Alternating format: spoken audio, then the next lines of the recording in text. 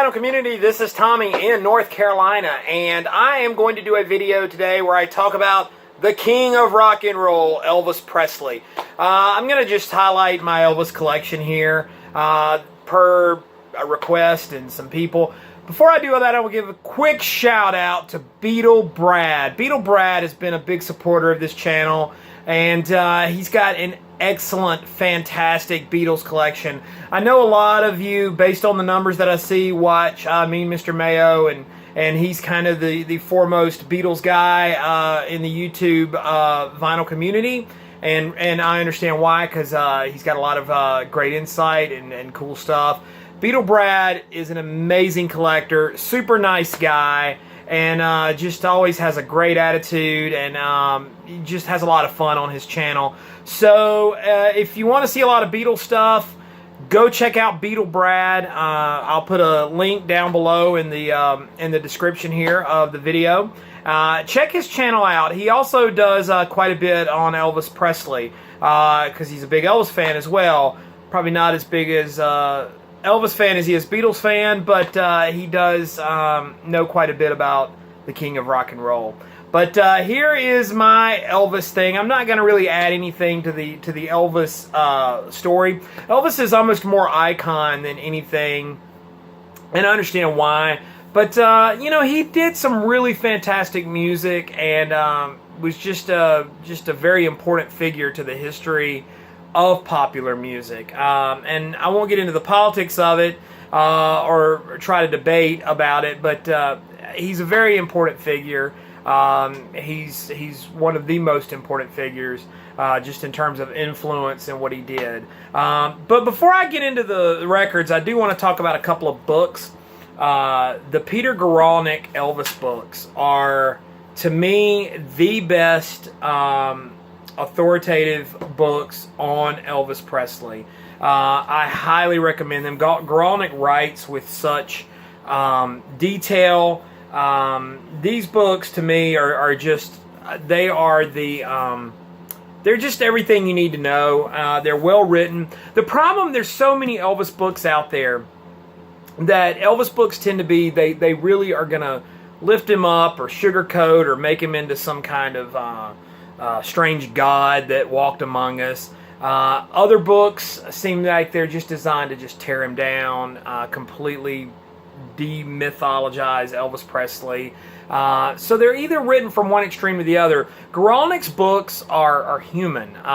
They present a human being who came from Mississippi, you know, rose to superstardom, and it just follows his career. The first book is called Last Train to Memphis. This is the first book. It's a 2-volume book. This goes up to the Army years. It ends in roughly 1958. So this covers the birth and the rise of Elvis Presley, right up until he goes into the Army, and then the death of his mother, which was very impactful to him. And then the second book is called The Unmaking of Elvis Presley, Careless Love. And this follows all the way up until his death. These books are just, they're great. They're fantastic. Great detail, well written, intriguing read. Even if maybe you're not the biggest fan of Elvis Presley, just fans of music and music history should check out Guralnick's books. He's just a great writer and one of the best. Biographies can be really, really tricky, so I highly recommend the Guralnick books. And real quick, I want to point out, I'll go ahead and say this and get it out of the way. I lived in Memphis for a little while, and I did work at Graceland. I'm not going to give any Graceland stories on this video, but I did work on the inside for a little while. This was in the early 2000s, and it was a really cool time. But during that time, there was a collector's label that came out called Follow That Dream, and they released you know, deluxe editions of Elvis's stuff. These are CDs, and this is recorded live on stage in Memphis. So this was kind of filling the gap. They were kind of official bootlegs. You can see the Follow That Dream label there. They are official, and were put out. They were sold exclusively at Graceland. These are just a few of them. I've got several of these. This is the Viva Las Vegas. And of course, they started packing them in these sort of 45 cases, the CDs right there. And they came with these great booklets with pictures and everything. And I know they're doing vinyl releases now. You know, the thing about Elvis is that Elvis is, it's really just a collector's dream. This is a 2-disc deluxe Elvis Back. And then I've got Elvis Today. These are just a few of them, just to show them real quick. Just that I got, just to show them to you guys. And so now let's talk about the Elvis records. I'm going to quickly kind of go through my Elvis collection and talk about each release. And I don't have a comprehensive Elvis collection. I buy Elvis when I see it at a good price, particularly the black label RCAs that came out in the late 70s. Those are really good pressings, and you can usually find them at affordable prices. But I usually find that Elvis takes a back burner when I'm out shopping for records, unless I just see something at a great price. This is a really neat one. This is Elvis Back. This is called Elvis Back because it was released after Elvis came back from the Army. Elvis is back from the Army. This came out in 1960. These were sessions from the... These were sessions recorded at the RCA Studio B in Nashville, which was a favorite studio of Elvis's. And it's a great record. This is the one that Such a Night, Fever, his version of Fever, Dirty Dirty Feeling, Reconsider Baby. Just a fantastic early 60s Elvis release, one of the best. You know, the general consensus tends to be that Elvis died after he left the Army because he lost all that edge. And of course, in the 60s, he had really become passé, making those movies and those things. And so his music really took a back burner. But, you know, those early Elvis releases from the 50s were really something to behold. There's something else I need to show you guys.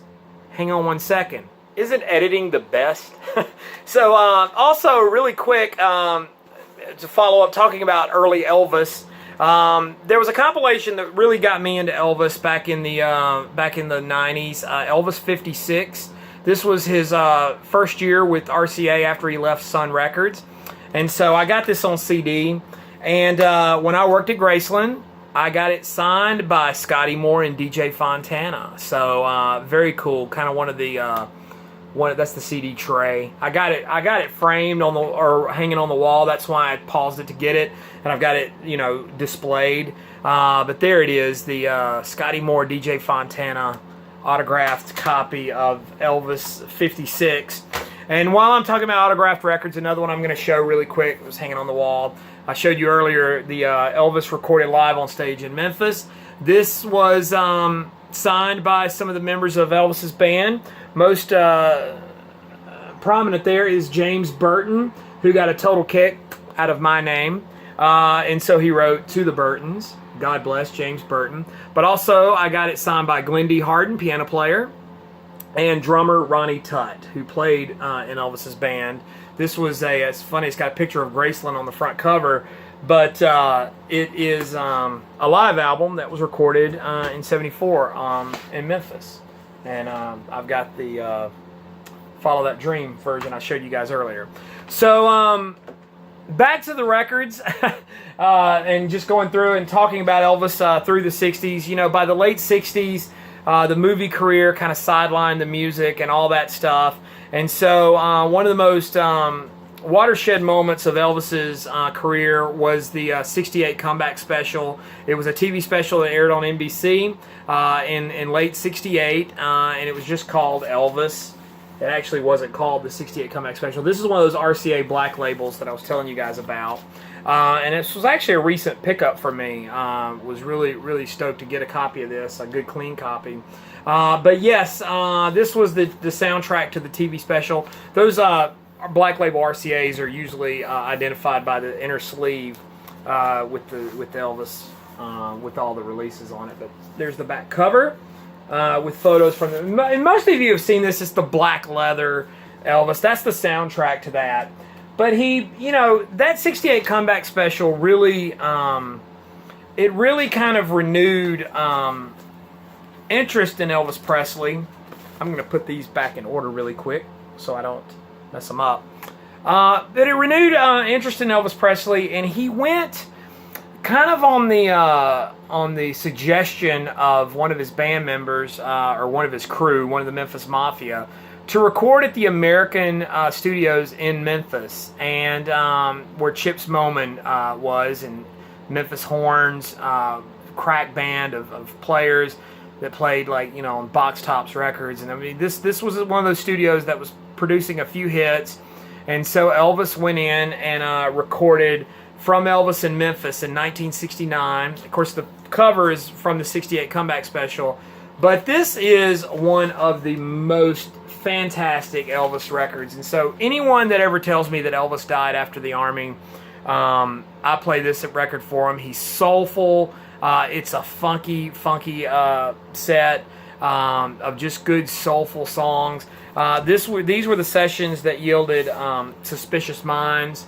On this album, of course, this has got Any Day Now, In the Ghetto, Only the Strong Survive, Long Black Limousine. Just a great album, and probably my favorite Elvis Presley album. If you were to send me away with only one Elvis release, this would be my choice. So take that, early Elvis. Continuing on, That's the Way It Is, 1970. This is a Black Label RCA. This tends to be the ones that I try to get from Elvis.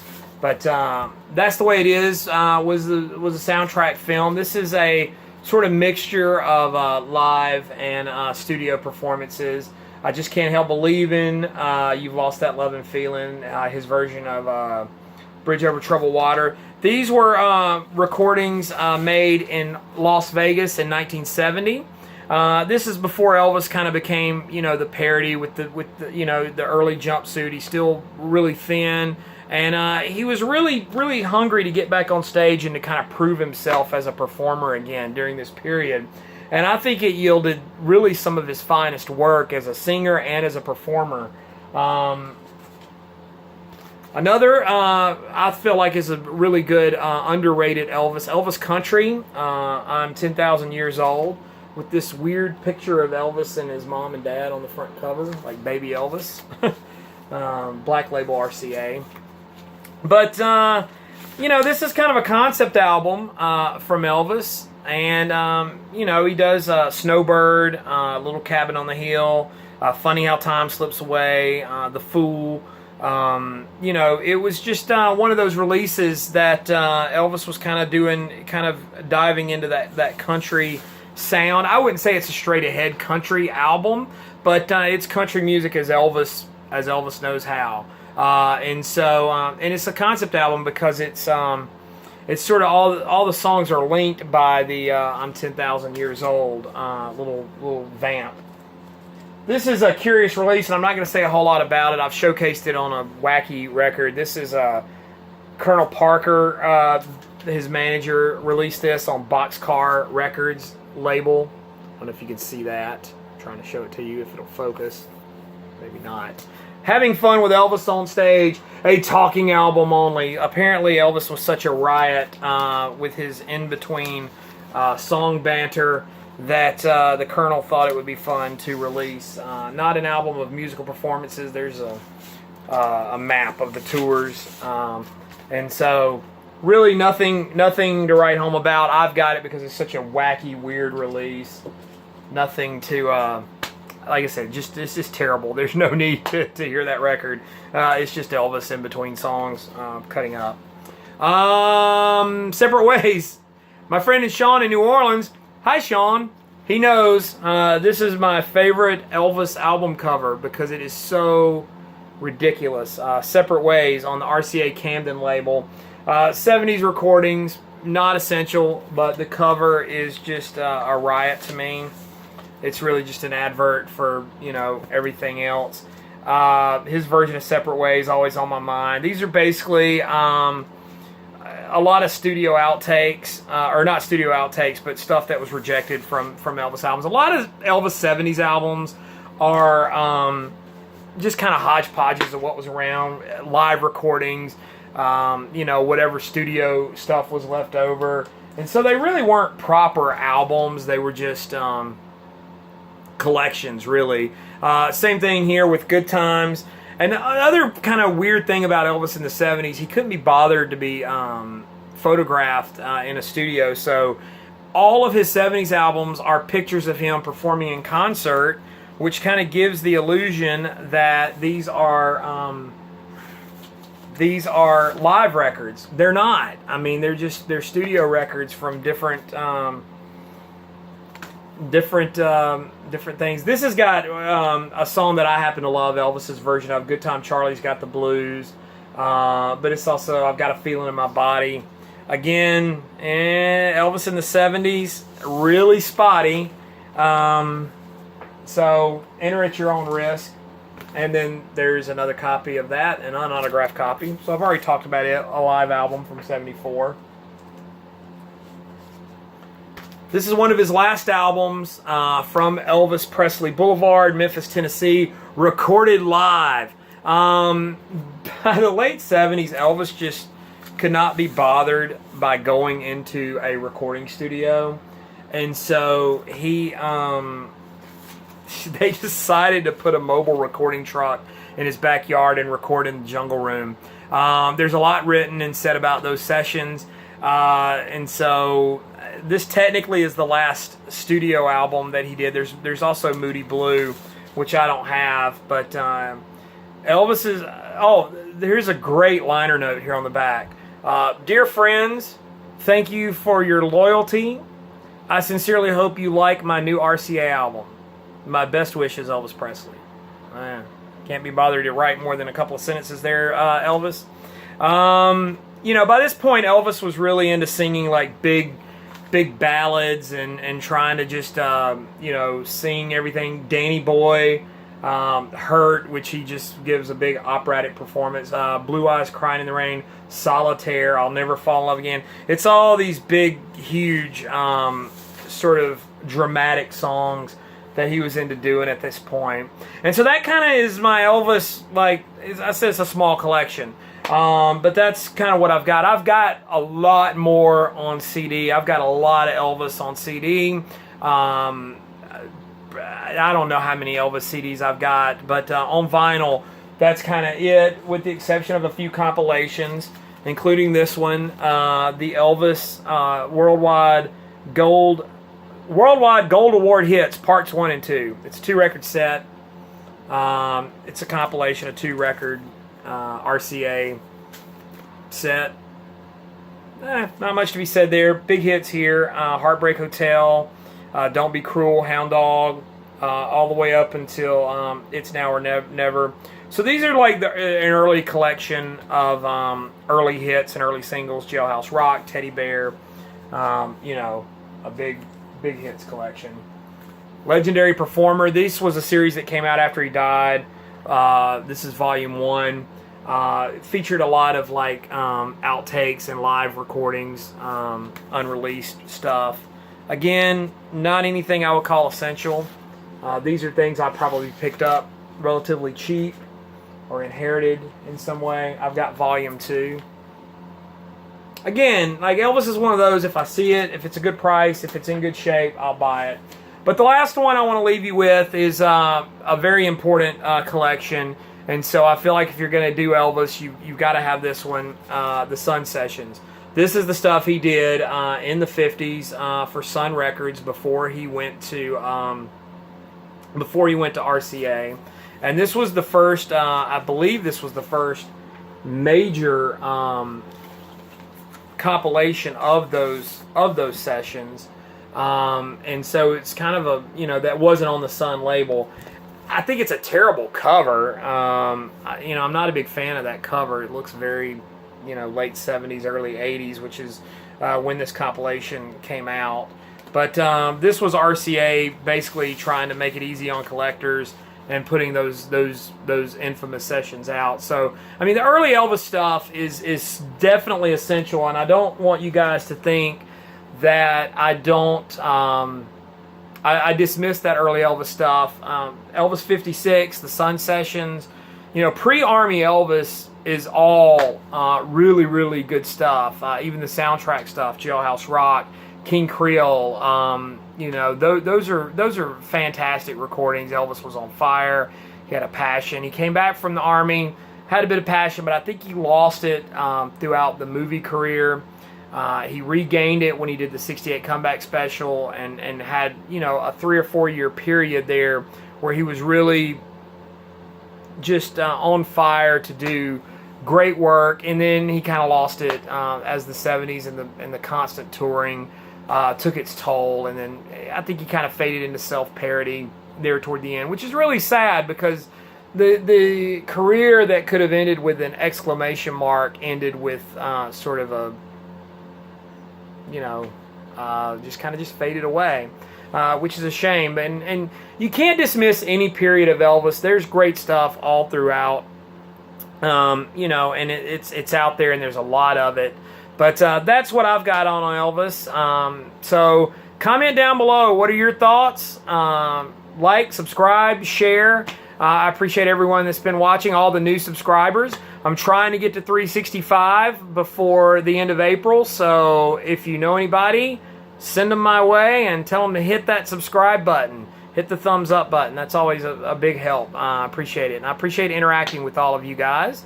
Follow me on Instagram and Twitter. It's TommyBurton75. And one more plug, check out my daily channel, Daily Records. There is a link in my description header on my page up there. So go check that out. I could do a different record every day and talk about different ones. And so thanks to everyone that's watching. I appreciate it. I love doing these videos. And I'll see you guys again soon. And for now, I'll say goodnight and thank you. Thank you very much.